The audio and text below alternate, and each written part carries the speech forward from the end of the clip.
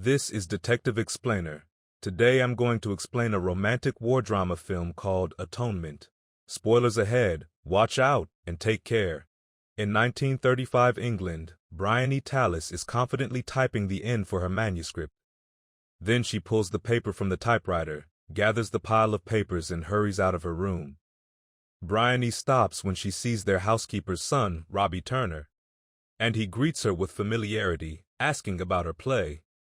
She asks him if he will see the play, but Robbie hesitates and instead asks to read it like he does with her other stories. Slightly disappointed with his answer, she still insists that Robbie should see the play, but he noncommittedly replies before she hurries off to the drawing room. There, her mother, Emily Tallis, delightedly says that her play is brilliant, and she assures Briony that her brother will definitely like it. Later that day, Cecilia Tallis is lying on the lawn while reading a book with Briony lying beside her. The girl asks her sister what it would feel like to be someone else, and Cecilia hopes that it would be cooler. They then hear the sound of a wheelbarrow nearby, and Briony suddenly asks Cecilia why she doesn't talk to Robbie anymore. Casually, Cecilia answers that they still talk, but they're just in different circles. On the same day, Briony stays in the nursery room with her cousins Lola Quincy and her twin brothers Piero and Jackson. While her brothers aren't interested in participating in the play, Lola subtly corners Briony into giving her the role of the heroine, and Briony agrees. With a straight face, Briony starts reading the prologue, but they are interrupted when someone comes over to watch the rehearsal. The twins take advantage of the interruption and run off to go for a swim while screaming. Now alone, Briony turns her attention to the window, and from there she sees Robbie and Cecilia by the fountain. Robbie stretching out his arm, commanding Cecilia, and with a defiant look on her face, Cecilia strips until she's left in her underwear. With a gasp, Briony turns around and sits for a few seconds, but she eventually goes back to peeking through the window. She sees Cecilia emerging from the fountain, wet from the water, and Robbie turns his head to the side while Cecilia puts her clothes back on. She then grabs the vase on the fountain and strides toward the house. But what was happening between Robbie and Cecilia? Earlier, Cecilia was placing some wildflowers in an intricate antique vase. She saw Robbie outside, and with a resolute look, she took the vase with her and sauntered towards him. Casually, Cecilia asked him for a smoke, and the two started walking towards the fountain. As the two spoke, it was clear that they knew each other well, but a terse air still surrounded them. She mentioned that a chocolate millionaire named Paul Marshall was coming there, and Robbie's quick to ask if the flowers were for him. And with equal swiftness, Cecilia asked why wouldn't they be? After all, he's said to be very charming. A brief silence fell between them, but Cecilia immediately broke it to mention, almost accusatorily, that she heard Robbie was planning to be a doctor. Robbie confirmed this, and Cecilia reported that he's going to put himself through another 6 years of education before bringing up some alternatives for him. Robbie started saying that he didn't want to teach, but he immediately changed his tone and said very sternly that he will pay her father back. Realizing that Robbie took her words the wrong way, Cecilia frustratedly muttered that wasn't what she meant. Cecilia sat by the majestic fountain, took the flowers out, and prepared to dunk the vase into the water. But Robbie came over and tried to take the vase, but Cecilia refused to let him have it. As they lightly fought over it, a crisp sound from the vase could be heard, signaling that a part of it had been detached, then fell into the water. With disbelief clear on her face, Cecilia called Robbie an idiot, to which the latter only answered with a brief chuckle, clearly amused. More frustrated now, Cecilia set the vase on the fountain and started walking towards Robbie. But he held out his arms and shouted a warning at her, seeing as there were shards of the vase around her feet. In turn, Cecilia defiantly removed her blouse and skirt while staring straight at Robbie. She then lowered herself into the cold water of the fountain to look for the piece of vase that sank. After retrieving the shard, Cecilia pushed herself back from the fountain and stood on the edge of it. It was as if a spell had fallen over Cecilia and Robbie, and the two said nothing. Did nothing for several seconds but lock eyes with each other. But soon enough, the spell broke, and Robbie courteously, albeit awkwardly, looked away, while Cecilia scrambled to put on her clothes. Stubbornness set on her jaw, and she picked up the vase before brushing past Robbie as he tried to say something. Left alone, Robbie walked to the fountain and touched the water where Cecilia had just emerged from. Though what happened was just a clumsy, if not tense, interaction between the two, Briony isn't privy to the entire picture. In the present, she's perturbed by what she saw, so she walks away from the house. Leon Tallis and his friend, Paul Marshall, head inside the house. He makes his way to the drawing room with Marshall, and soon Cecilia happily walks into the room and into her brother's arms. Then, Leon turns to Marshall to introduce Cecilia. Later that day in the nursery room, Marshall appears to introduce himself to Lola and the twins, who are all wanting to go home.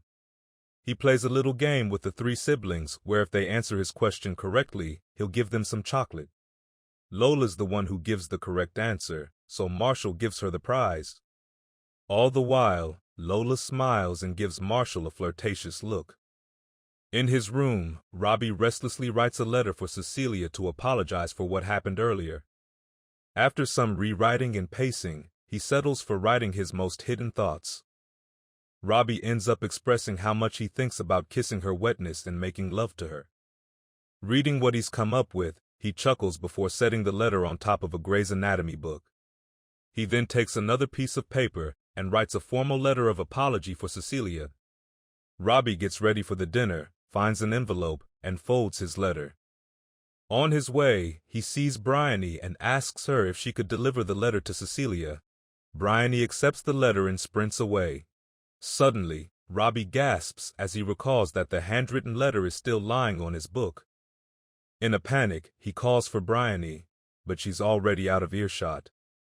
Briony enters the house and rips open the envelope to read the letter.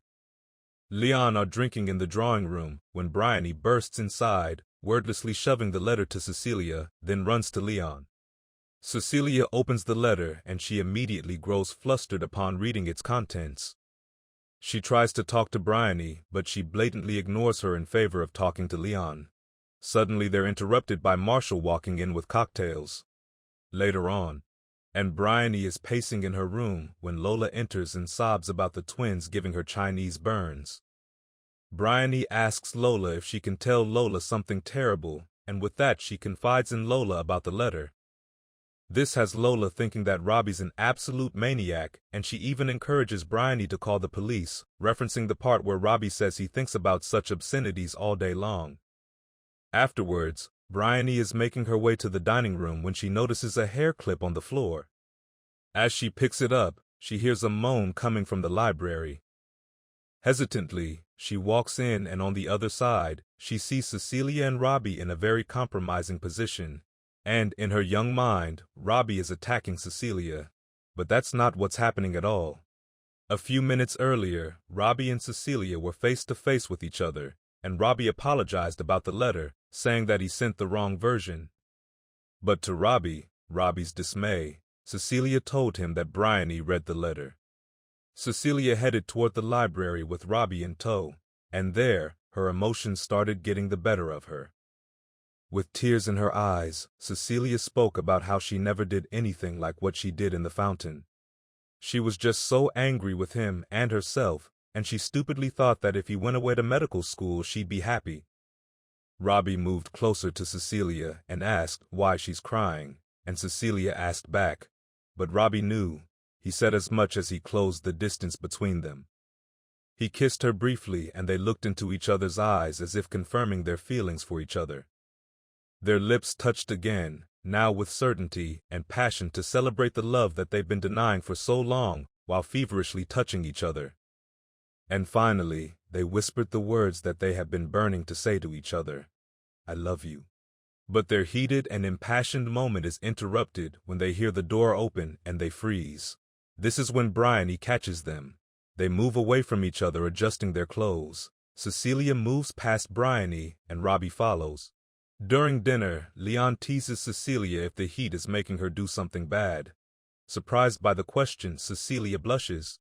Leon then turns to Briony and asks the same question, to which Briony answers righteously that she's done nothing wrong, while giving Robbie and Cecilia a meaningful look.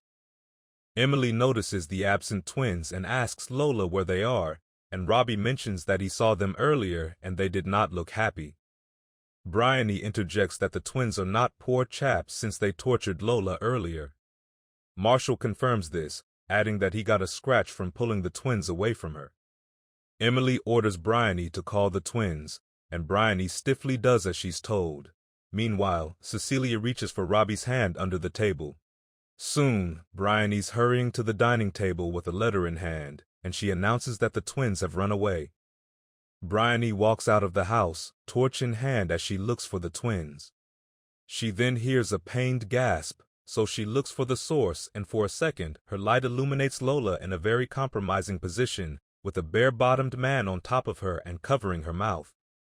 Briony drops her torch and the light shines on her, blinding her from clearly seeing the man. By the time she's recovered from her shock, the man's already ran away. She walks to the tearful Lola, who apologizes. Then Briony repeatedly asks Lola who the person is. When Lola doesn't answer, Briony tells her that she saw who the man was before confidently declaring that it was Robbie. Lola acquiesces. Back at the house, the Tallis called the police and Briony firmly testifies that it was Robbie who attacked Lola. Robbie soon returns with the twins and everyone, including the policeman, is waiting for him. Noticing that something is wrong, he lets go of the twins. Robbie is then taken by the police and is sentenced to prison. 4 years later in northern France, Robbie is in a private's uniform and with him are 2 corporals, Tommy Nettle and Frank Mace. He's made to join the war as an alternative to staying in prison, and at the moment they were separated from their unit when they retreated. Robbie is lost in his own thoughts, and he thinks back to a time from 6 months back. He met Cecilia in a tea house for the first time after that fateful night. There was an awkward air between them, and too many words were left unspoken. He asked if she had spoken with her family, but Cecilia refused to compromise or forgive them for preventing her from visiting him in prison. Cecilia beckoned Robbie to come back to her so they can continue what they had. Close to tears, Robbie only looked at Cecilia, and she reached out to him and touched his cheek. The 2 of them walked together, and he held Cecilia as if afraid to let her go. She mentioned her friend's cottage and how they can borrow it when he's on his next leave before handing him a picture of it. They looked at each other, and he gave Cecilia a deep kiss. But the bus arrived, and it was time for Cecilia to go. There was nothing else that Robbie could do but to whisper his love for Cecilia and longingly watch her leave. Back in France, Robbie looks at the tattered picture of the cottage and puts it back in his pocket, along with the letters from Cecilia. He checks on the wound on his chest and sighs deeply. He and the corporals trudge through the fields in search of their unit. Robbie soon comes across an orchard, and he stumbles upon the corpses of 30 Catholic schoolgirls. He can only look at them as tears run down his face. Robbie and the corporals continue their search.